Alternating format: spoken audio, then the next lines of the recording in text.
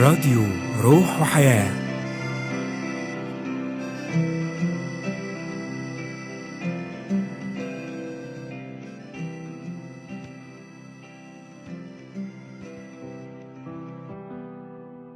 في زمن الصوم بنقف مع نفسنا ونسأل ليه بنصوم؟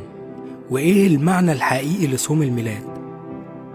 مش مجرد فترة بنمر بيها أو تقليد بنعمله، لكن هو وقت روحي بنجهز فيه نفسنا لاستقبال المسيح. الصوم بيكون وقت تأمل وتجديد واقتراب من الله. في الكتاب المقدس الصوم كان دايما وسيلة للاقتراب لله. خليني أحكي لكم عن النبي دانيال. في وقت السبي دانيال كان بعيد عن وطنه، ومع ذلك كان قريب جدا من ربنا.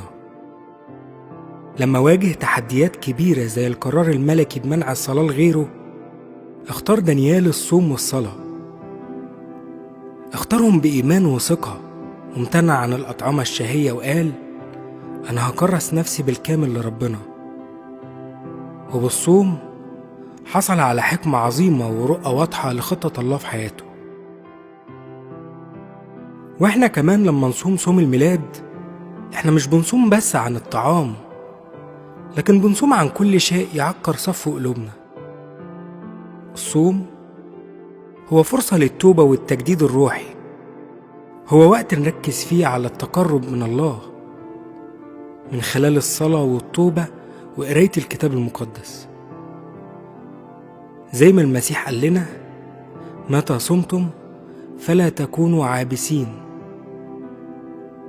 فالصوم مش وقت كآبة، ده وقت فرح روحي حقيقي.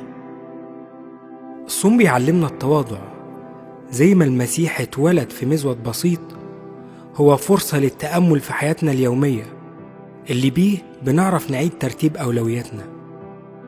بيعلمنا كمان التحكم في النفس عشان نقدر نعيش حياة أكتر توازن، ونقدر نضبط رغباتنا اللي ممكن تشغلنا عن الأمور الروحية.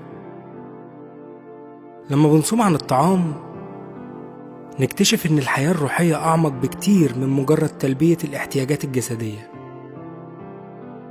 هو وقت بنتعلم فيه العطاء والمحبة، ده مش بس عن تقديم الهدايا المادية، لكن عن تقديم الحب الحقيقي للآخرين.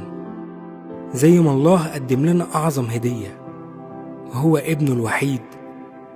وفي وقت الصوم بنختبر معنى العطاء الحقيقي، مش بس للآخرين لكن كمان لنفسنا ولربنا. الصوم هو دعوة لعيش المحبة بصدق.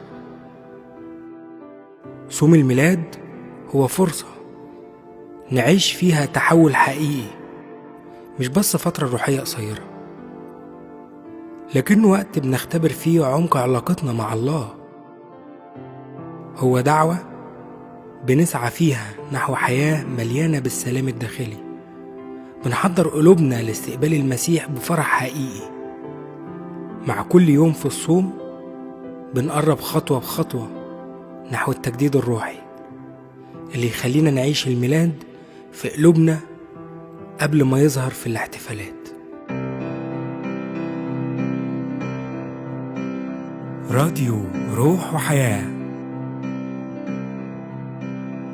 شكرا ليكم مستمعين الراديو روح وحياة. نتمنى نكون فرحناكم وقدرنا نوصل رسالتنا ليكم النهاردة، واستنونا في الحلقة الجاية برسالة جديدة. سلام.